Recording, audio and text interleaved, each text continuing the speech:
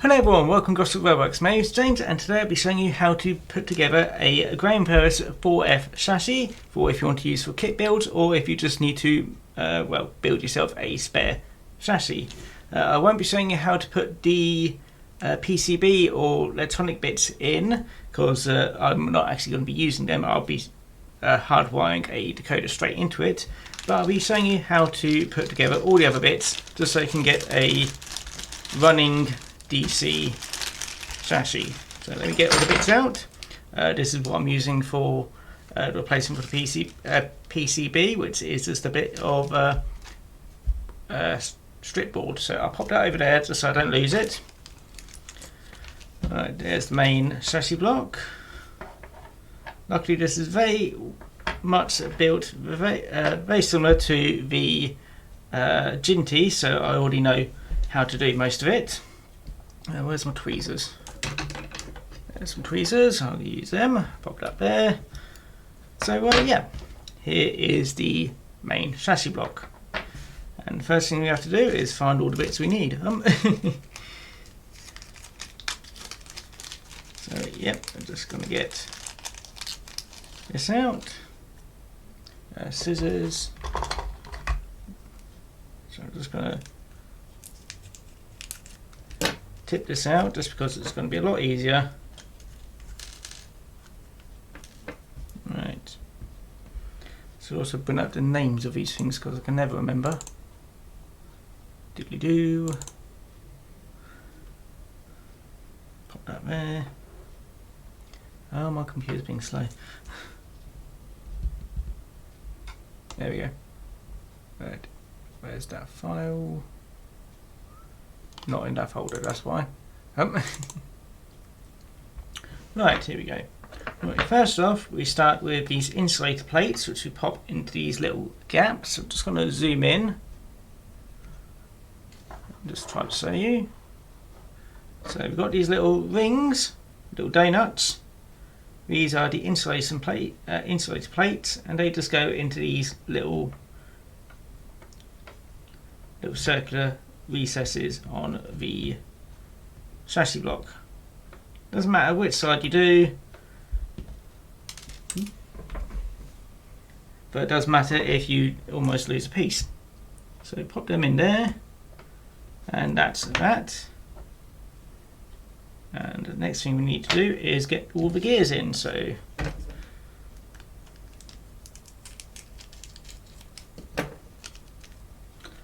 be tipping them out as well.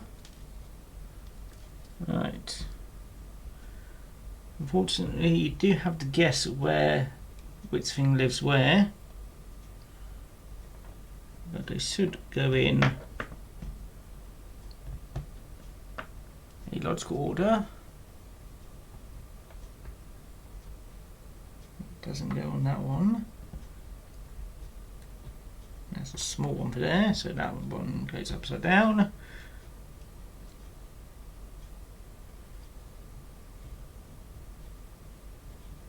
I'm wondering, you should go there.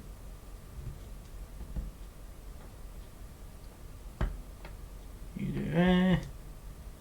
And that means you should go there. And just make sure it does spin freely when you put it in.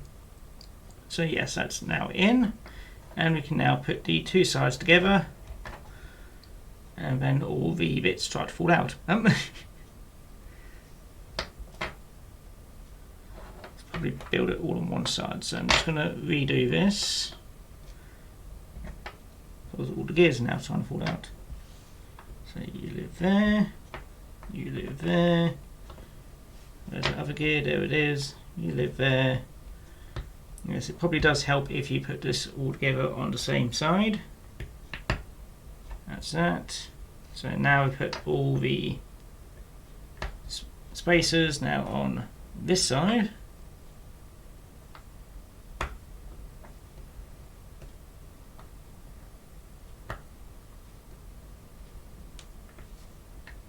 There we go, that's hopefully going to fit together easier. Right. Now we have to carefully just get a Phillips head for my screwdriver That one should do. Right. And then we get these, what are they called? They are peg isolators. And you can tell which way these go around because the peg insulators are square shaped and they go into the square shaped hole. And then you put the screw into the other side. So just quickly do that.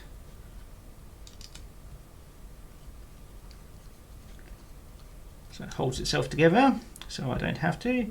And then you just work your way around.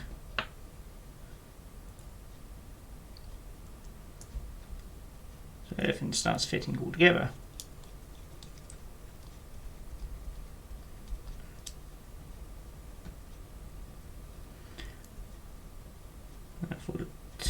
For the what was it? For the Jinty there was only 2 of these, but for the 4F there is 4 of them. So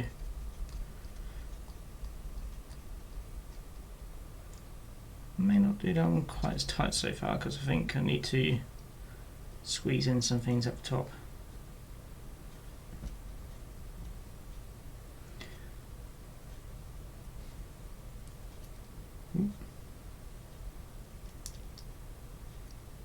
Yeah.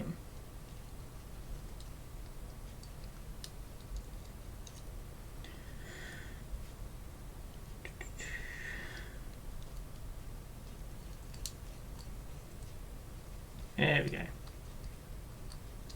And it's now all fitted firmly together. So, right. Let's get the motor in.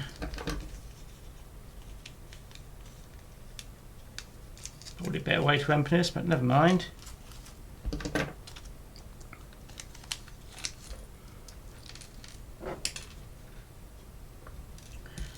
I always find it easier to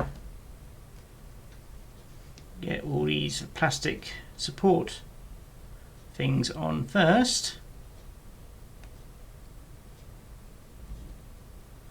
before you mount the motor. This way, just go around, it goes that way.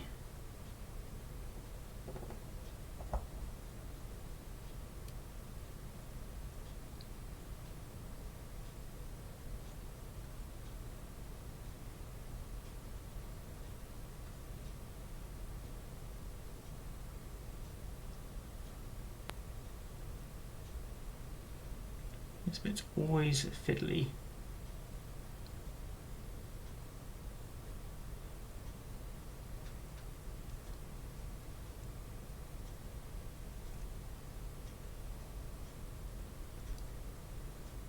Just going to make sure that it seems to mesh up right, and you just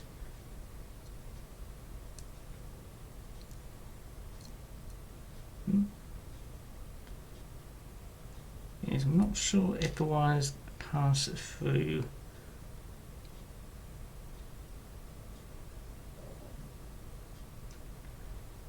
That bit's come undone again.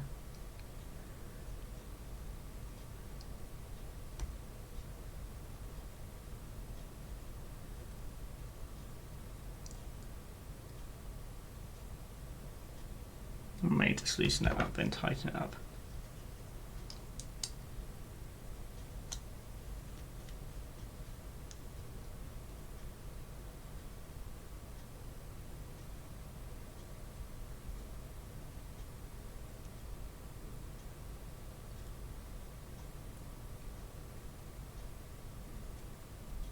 Right, so about cut there. I did have to dismantle the chassis a little bit just to get the motor in because it's rather fiddly, and yeah, it took longer than I actually wanted. So yeah, to actually fit the motor, you do need to basically line it all up when it's still in 2 parts, then carefully wedge the 2 parts together again. So yes, that's rather annoying, but I have got it all together now. Having a battery does help, so that's just to make sure you can watch if the worm gear has connected correctly with the other sprockets and stuff like that. So that's now all done. Unfortunately I couldn't show you because I said it took far too long and it was starting to annoy me. So right, these, make sure you get it the right way around because only one of them has a cog to fit.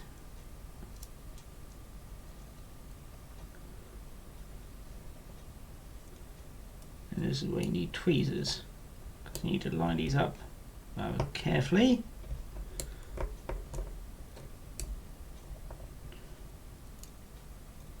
Luckily you can do one axle at a time.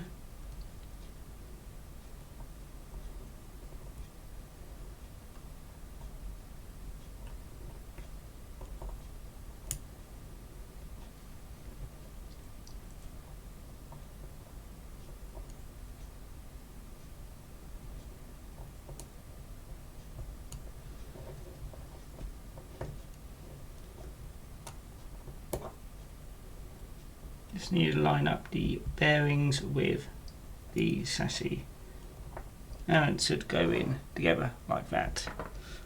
And just say a bit more closer. As you can see, the bearings here are square shaped. Make sure it's up. Yeah, they're all square shaped and they do fit one particular, well, I say one particular way out. They fit as a square would in a square hole. Anyway, let's get the keeper plate on now before I mess anything else up. You would live that way around.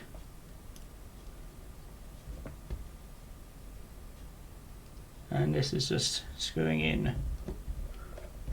Ooh, I'll zoom back out. There we go. And this is just screwing in screws that help keep everything together.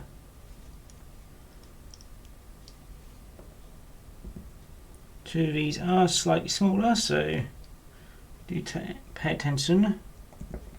Which one is what size? Because the two smaller ones go towards the back of the keeper plate.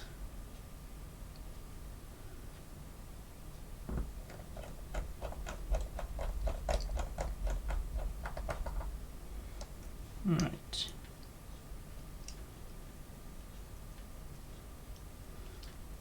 Last one for this part. Then we work on the tender. Since I've not, well, I've already had a look at it, but I've not actually worked on a tender before. So just quick sew, but it does run.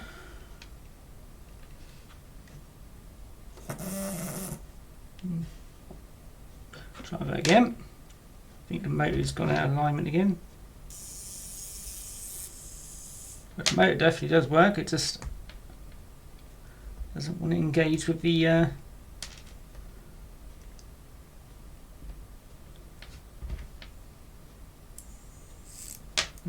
that's going to be a problem. Right, let's see if that. I may just build it and see if I can sort this out later. Yeah, nearly got it there, but yeah, this is going to be a continual problem, so I'm going to quickly sort that out and then bring you back when I've got down to the tender. Right, there we go. A bit of fiddling. It all works now.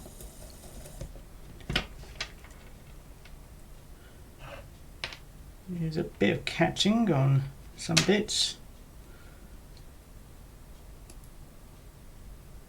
I should have fixed it.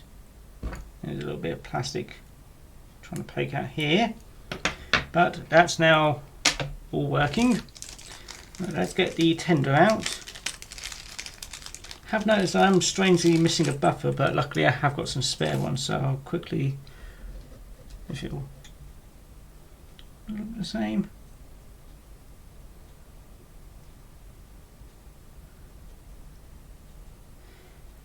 I can get that in there. I'll sort it out enough time. Normally you would not be missing a buffer, but for some reason I am for this one. So for the tender, basically you have 3 bits there. 2 of them are pickups and one of them is the actual tender chassis itself, and then we have the wheels. It's very simple. Get the pickup in place first on both sides. They do only go, well, they should only go one way around. So you have a little axle divot on the inside, and then you try to make sure it all stays together. And you just carefully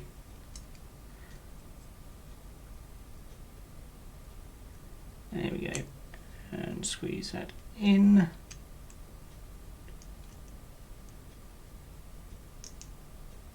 There we go. That's in, and the rest of them should be a lot easier because now you can actually move your fingers. I think at that end, the one towards the buffer will be a bit more difficult because it's got more stuff in the way, really. Not sure how to get that one in there. Not without breaking pieces, that is.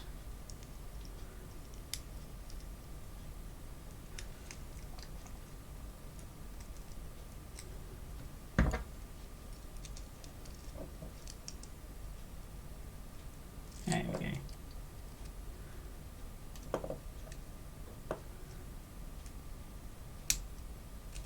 Nearly there.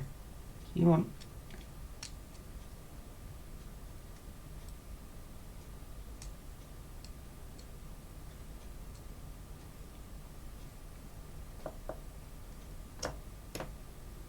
probably should use thinner.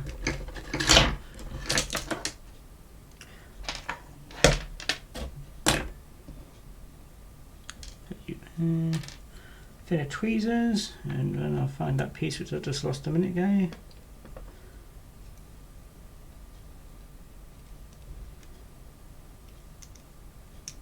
Yeah. Howdy.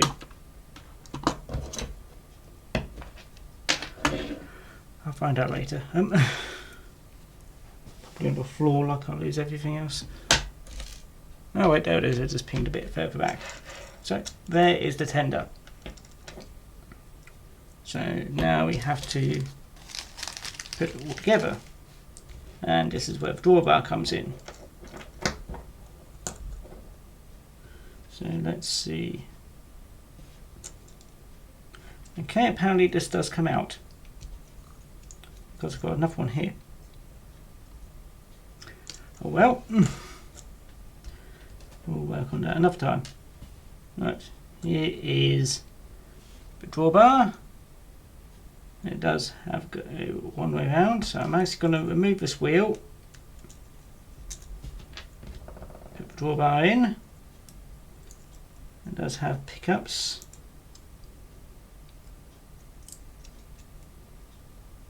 As it goes that way around. So we make sure that the copper pickups go on the top side of the tender pickups, so they always make contact.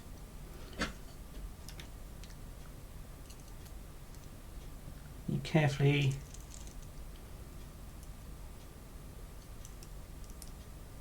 screw it in once you get the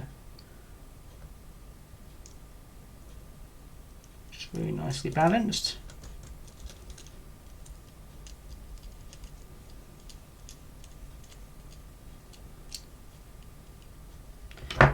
Then that goes on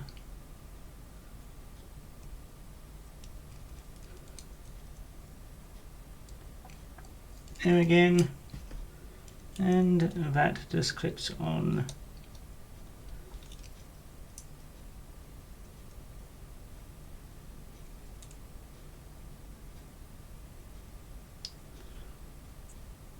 that should just clip on there.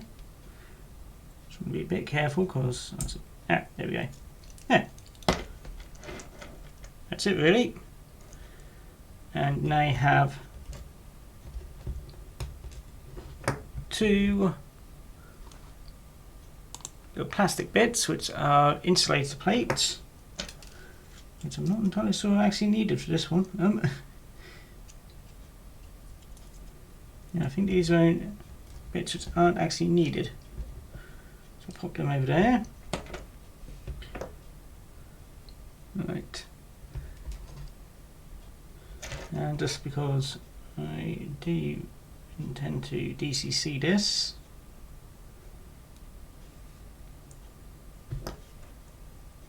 this is where the PCB would live. But I'm going to put in this little bit of copper board in instead. Which is now being awkward.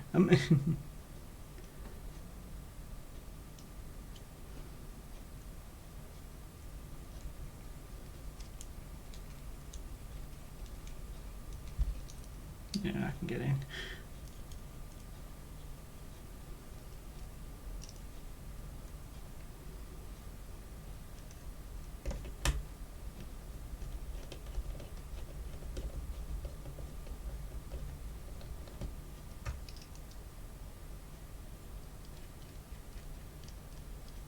Might need to file that down a little bit, but that's the basic gist of it. So PCB will be there, and you just solder all the wires in. And I think you just get all the tender connections from here. So you can just wire that round like that. So yeah, I'm going to sort this out to make sure it all stays together. Again, apologies that I couldn't show you the motor going in, but that is the most fiddliest bit to get in. But yeah, I'm going to quickly make sure that this does all work. So yeah, I'll see you in a sec. Right, here we are with the 4F chassis now on my Gosport layout. And yeah, I'm just going to give it a quick test, and also remember to turn the power on. But also just to mention, still feel bad about not quite showing how to put the motor in, but like I said, it's very fiddly and it did take me a long while to put it in. But once you do get it in,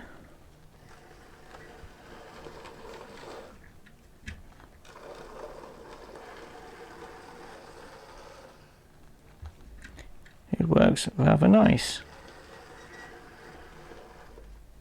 One thing to mention, that when connecting the motor up to the the contacts, well, the pickups, you actually just wire it into the tender. So all these two wires just connect to tender, and then it picks up everything, because the drive wheels are picked up by the drawbar. That transfers into the pickups into the tender, and then that transfers into the, well, into my little, normally this will be where the PCB will be, and so yeah, I am going to be removing all this lot when I put the coder in, so yeah, it won't look as bad. Anyway, make sure it's right around.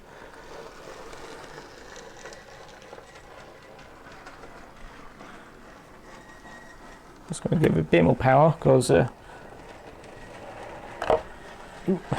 and not knock any scenery over.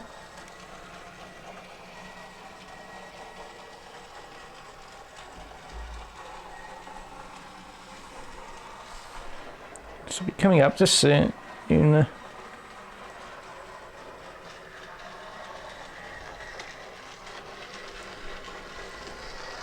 that's rather nice. Now, if you want to well, put a body onto this, do take into account that the part of the boiler is actually this part here. So when I put, well, there should already be a video where I put a body on one of these, but just take into account that yeah, that's part of the boiler down there. It's how they get it so small. But yeah, like I said, I'm happy with it. And now I need to do a couple of measurements just to make sure that everything fit well, because technically I actually made this before I made the actual LBSCR C3, because yeah, this is what I needed for it. So I should really stop playing around with it and make it go around loud. Anyway, hope everyone has enjoyed this little tutorial on how to put a 4F chassis together. Again, still sorry about not sewing this off, but it takes a long while to do and it's just fiddly. But yeah, if you did like it, feel free to comment, like and subscribe. And if you really like it, feel free to support me on Patreon. And if you didn't like it, well, I hope you enjoy your day anyway. Anyway, this has been James from Gosport Railworks, and I hope you enjoy your day. So take care now. Bye bye.